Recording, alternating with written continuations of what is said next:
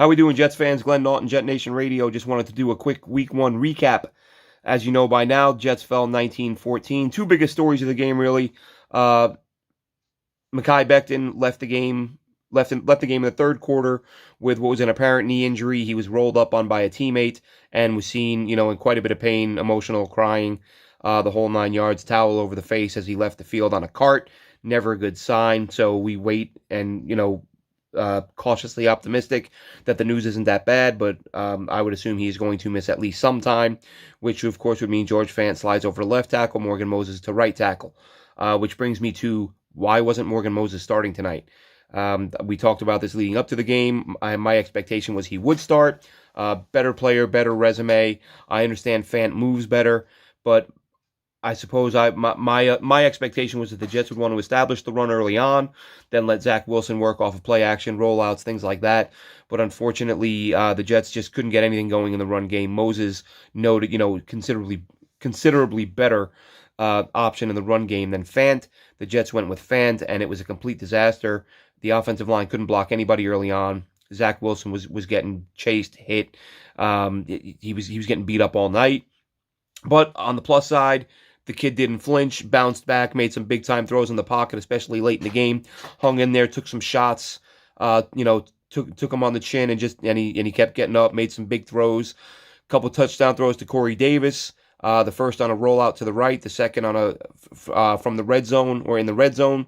Hit Davis with a defender in his hip pocket. So some good things out of Zach Wilson. Really, the biggest key to me was the improvement after the early struggles. You never know what you're going to get with a rookie kid coming out game one, especially coming out of a BYU type of program. First time seeing a true NFL defense. Zach Wilson comes out, starts the game 2 for 10, which was really worrying. And then he comes out from that point on. He completes 66% of his passes, and he goes 18 for 27 the rest of the way with a couple of touchdown passes. He throws one interception, which, as you would have heard during the broadcast, I believe it was Tiki Barber said he's got to put some more mustard on that ball over the middle with the defenders there. But if you look at the replay, and I'll look at it again, just having looked at it quickly in real time, and then one time on the replay, it did look to me as if Zach Wilson had an offensive lineman in his lap. Somebody I think it was McGovern, I could be wrong, don't quote me on that, was getting pushed back into his lap. He didn't have the room to step into the throw, so it was kind of all arm and trying to throw around an offensive lineman and an oncoming defender. So he really didn't get a whole lot on the ball, and that's why it was picked off over the middle. Again, these things are going to happen. The kid's not going to be perfect anyway. Turnovers are going to happen. But the bottom line to me, the biggest takeaway is how much better the kid played once those first game jitters went away and the protection got a little bit better. So those are the two biggest storylines. That Zach Wilson, took a huge step in game one from really struggling to putting it together and getting the team back in the game. Who knows if he cleaned things up, 1 or 2 drives sooner, maybe it's a different outcome. But it is what it is. It's a loss. Wilson, again, showed a lot of improvement. They lose Becton. Those are the two biggest stories. Jamie Sherwood left with an injury early on, and Delshon Phillips filled in for him and had, career-high 12 tackles.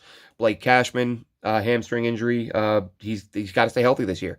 I think he can survive 1 or 2 nicks and bumps and bruises, but if he starts seeing these, where he misses chunks and chunks and chunks of time, I think he'll be on borrowed time with the Jets. So the run game was disappointing. Couldn't get anything going. Tevin Coleman did nothing. Ty Johnson did nothing. Michael Carter did nothing. As a group, they averaged 2.6 a carry. Just really not very good. Corey Davis, though, very impressive debut, 5 for 97 and a couple of scores. Braxton Berrios had himself a decent day. And, one of my biggest questions, along with the Moses thing, is why wasn't Denzel Mims getting more targets? We didn't see him a whole lot early in the game. He got 1 target late in the game, picks up 40 yards, so not a bad job by him. And especially given the fact that Crowder and Cole were out for the game. We knew they were out. Figured we'd see we'd see 5-6 targets from Mims. We saw 1, and it was a 40-yard gain, so not a bad job by him. John Franklin Myers flash looked really good. Foley Fatukasi was himself, with some run stuffs. He looked very good. The young linebackers, these guys, they got to learn. Again, Sherwood left early. Didn't hear Hamza Nasruddin's name called a whole lot. So we'll have to see, moving forward what happens with these guys. But all in all, again, a loss is unfortunate, but you have to love the fact that you saw the progress. You saw your number one wide receiver play like a number one wide receiver. You saw some production from the tight ends. Not a great deal, but Tyler Kroft and Ryan Griffin, 3 catches each, combined for 48 yards. So, getting the tight ends involved in the offense, and that was something the Jets did to kind of get Zach Wilson settled when he was on that 2-for-10 run, when you saw him start to complete some passes. That's one thing I would give LaFleur credit for, is they started going with the short game with the tight ends, short, quick, safe throws, build Zach's confidence a little bit, and then kind of let him go from there. So we saw Wilson improve as the game went on. We saw Mims make a big play when he was given the opportunity. Who knows how many more of those come. We saw Corey Davis do a really nice job. Michael Carter on defense, Michael Carter II, did a really nice job. The young corners weren't really that bad. They weren't, even the Robbie Anderson, the deep ball from Sam, that was, you kind of could have counted on happening as a Jets fan. You knew that those two were going to hook up, and whether the game was won or lost, those guys were going to make a play at some point and make you kind of shake your head regardless of how you felt about them. But look, Robbie got on top of the safety, and with his speed, we know what happens. He smoked you, and that's what Robbie Anderson does, and that's why Joe Douglas said that it was a mistake to let him go. But listen, some injuries they have to deal with. Becton is the story moving forward. What do you do there? In terms of, that roster spot, you got to find some more depth behind those guys now. And, let's face it, at this point in the season, trying to find another guy who can play tackle. Again, but that's backup stuff. We'll cover that on the show on JetNation Radio this week. But that's it for now. Thanks for checking this out. We're going to do this weekly, see how we feel about it. And a good day for the kid. I'm coming away happy. It's a loss, but this offense looked better than functional. With the protection, pass protection, run blocking being shaky. So if AVT, this is his first NFL game. And we got to see the all 22. I'm not even saying he was a problem. I think it was more the tackles and Greg Van Roten in the middle. But again, no all 22 yet. That'll be in the coming days, and then we'll go over it on JetNation Radio. So be sure to tune in, JetNation Radio.